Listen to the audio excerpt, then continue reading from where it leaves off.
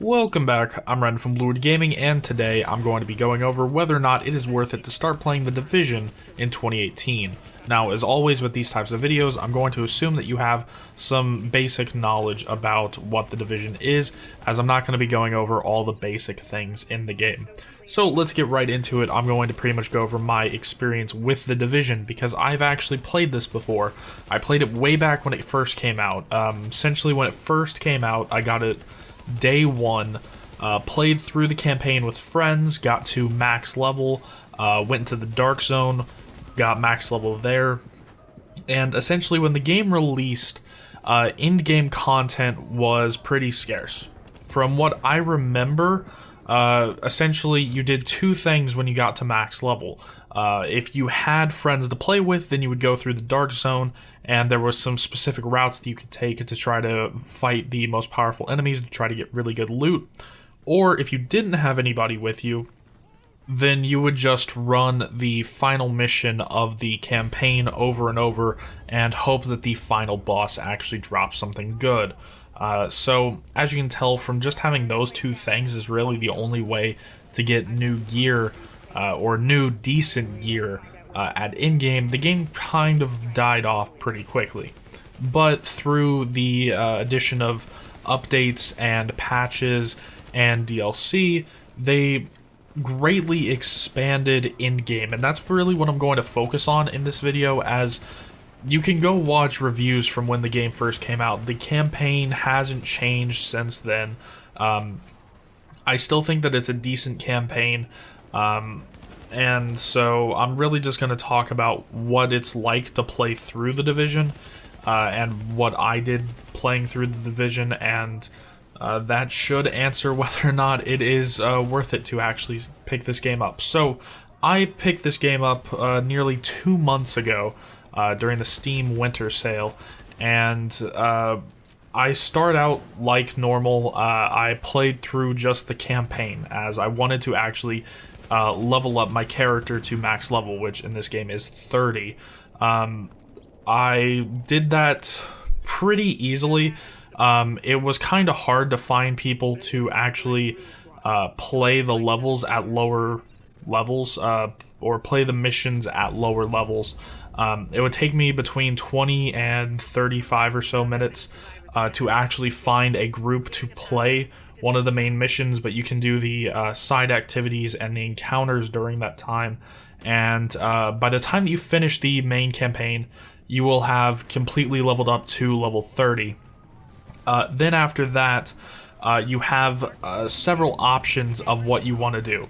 If you're playing with a group of friends, the recommended thing would probably be to go to the Dark Zone and start leveling up that, which has a completely separate level up from the main world. That is a good place to actually start getting loot with your friends. And then on top of that, there's several other places that you can go, but those are mostly DLC. So one thing that greatly increased the in-game content is what they added for people at max level. See, before they added some of these things, when you got to max level, that was essentially it. You didn't really get anything for the experience that you were getting afterwards. Now, every 400,000 experience that you get once you're level 30 will get you kind of a loot box that will give you 2 items. Most of the time, these are actually pretty decent items, and even if you don't need them, they sell for pretty decent. Now, 400,000 experience might sound like quite a lot, but doing the daily missions alone, which I'll get into the challenges and whatnot here in a bit, but doing the daily missions alone, I get like 5 of these loot boxes in the span of an hour and a half. So it's not really that much experience to get. And when you hear loot box, you might be thinking of all the terrible things that loot boxes have done recently, such as how Destiny 2 did the exact same system as this is doing, but they completely screwed it up. Thankfully, in this game, there is no such thing as XP throttling. It does actually take 400,000 experience, and you can farm that as much as you want. You can't even buy these with real money, And so these are the correct way to kind of do these sort of loot boxes. And like I already said, they're not even that difficult to get. 400,000 experience will take you maybe 25 or so minutes if you're fighting for a good majority of that time. So it's just an added bonus once you get to max level. And since I already brought it up once, I might as well go through the challenges now.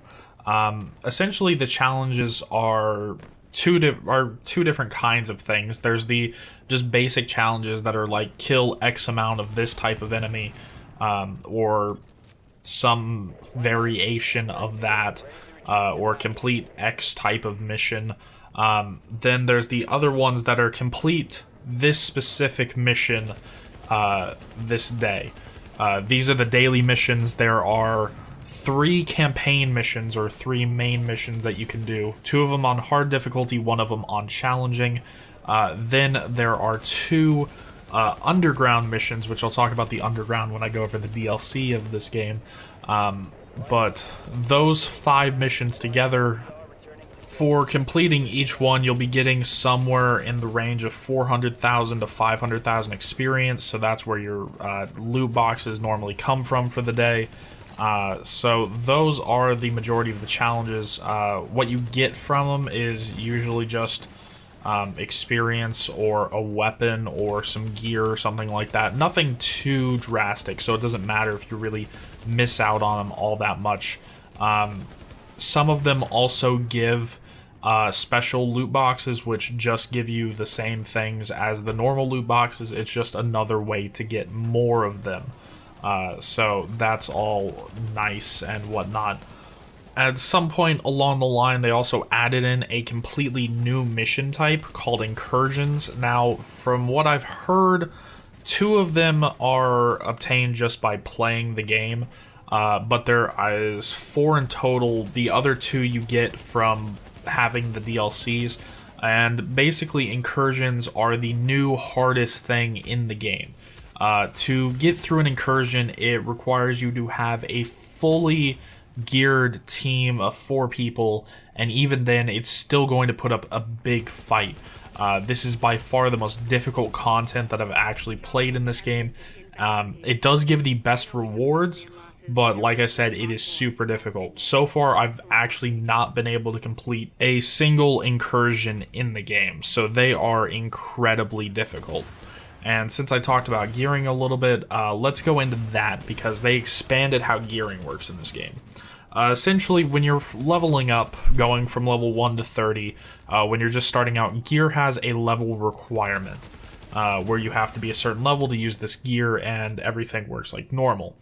It's once you reach level 30 that things start to get interesting, as it changes from a level system to a gear rank system, where you start out with all of your like level 30 gear is gear level 0, and then you'll start getting gear that usually starts around gear level 70, and you have to get all gear that's around the same level, and then you can go to what's called the next world tier. There's 5 world tiers, and as you go up, you can get higher gear level gear. So the first, you start out at world tier 1 just by getting to level 30.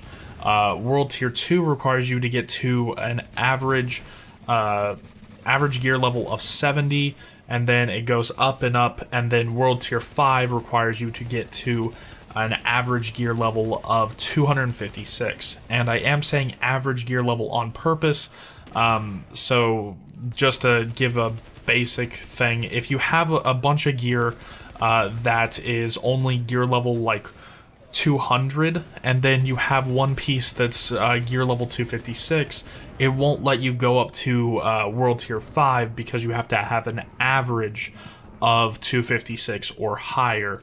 Now, I really like the world tiers.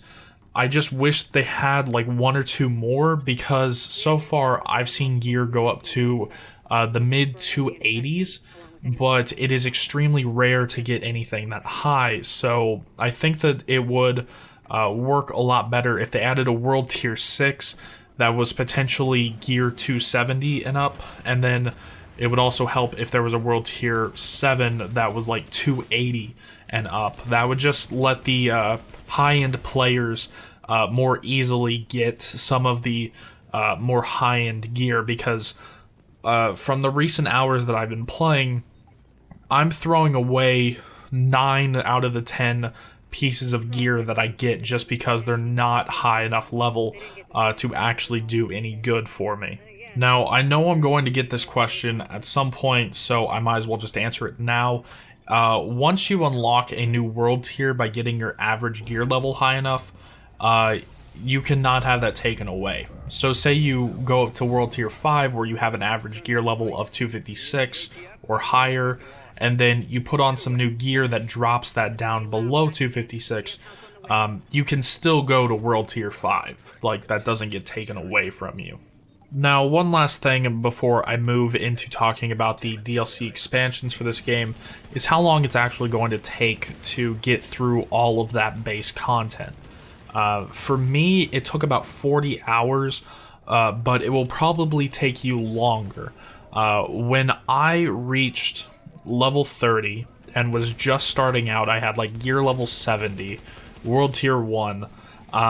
I ran into a random in a daily mission who took me to high-end world tier 5 missions and carried me and instantly boosted me from world tier 1 with like an average gear level of like around 70 all the way up to world tier 4 with an average gear level of about 240.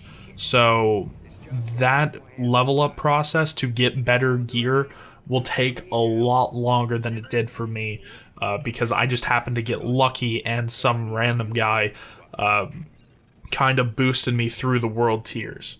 And keeping with kind of the spirit of talking about how long it's going to take to do things, I did mention before that it took me a little bit to find missions while I was leveling up. And while that is true, once you actually get to level 30 and you start going through the world tiers, it is a lot easier to find people. Now that I'm in world tier 5, I'm having no trouble finding anybody. If I'm trying to do a daily mission, even the challenging daily mission, it takes me maybe 30 seconds, and that's a long time for that. Quite often, I will instantly be given the chance to join a daily mission that hasn't started yet. So the time to find randoms really only takes a while when you're leveling up. So now that we've talked about all of that, let's go into the expansions. Now, there's one good expansion, one meh expansion, and one bad expansion. So let's go through them in the order that they released. The first one of which is called the Underground. Now, I would actually factor this one into your purchase because I would consider the Underground to be pretty much a vital part of the game at this point. Pretty much all the end-game stuff, like the best way to get new weapons and a large expanse of the end-game content is in the Underground expansion.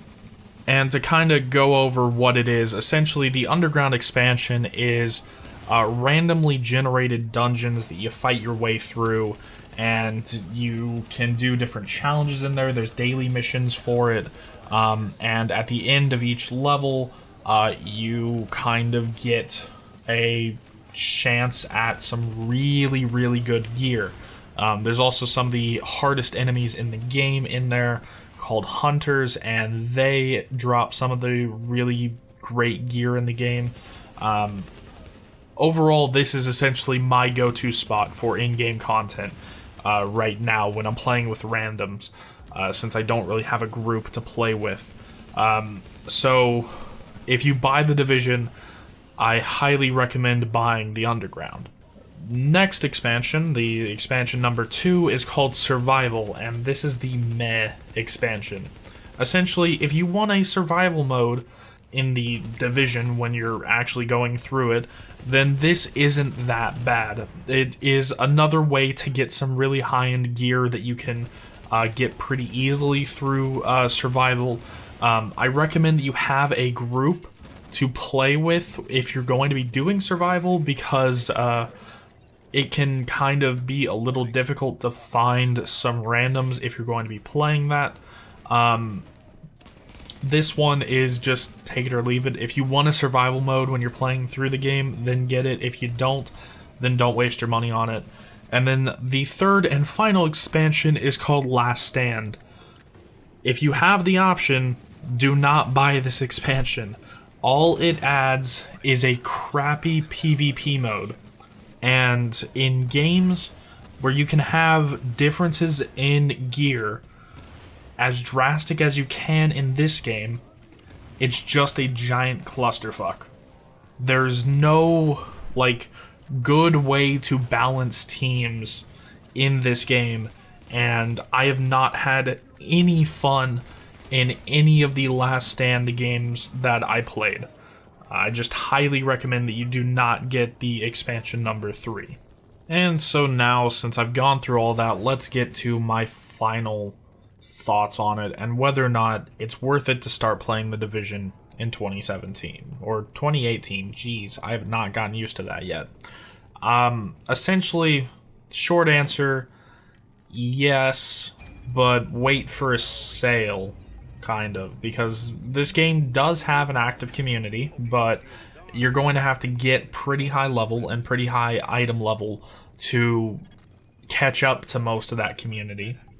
And on top of that, most people don't realize what they're getting into with this. This is not a game of skill. This is a numbers game. This is a cover-based numbers game. And if you don't like playing a numbers game, and even if you have a higher skill level than somebody else, if their numbers are higher than you, then you're just going to lose. So if you don't want to play the numbers game, then don't pick up The Division. It's as simple as that. Like, every time that I play this game, I'm playing a numbers game. It's, do I have enough damage to out-damage my opponent, or do I have enough health to actually, like, survive the damage that my opponent is shelling out at me in time to actually kill them first. It's a big numbers game, and that's why PvP is so screwed, but when you're playing PvE, you can kinda relax that a bit, but it's still just a huge numbers game. So if you don't like that kind of stuff, then definitely don't play this. But if you are okay with playing the numbers game, then this is definitely something worth picking up on a sale. And like I said before, do add in the price of the Underground expansion to this, because I think that that is a pretty vital part of the entire end game package. So that is my thoughts and whether or not you should start playing The Division in 2018. If you have any questions or comments, then leave them in the comment section down below. As always, I'm Ryden from Blue Gaming, and I'll see you guys in the next one.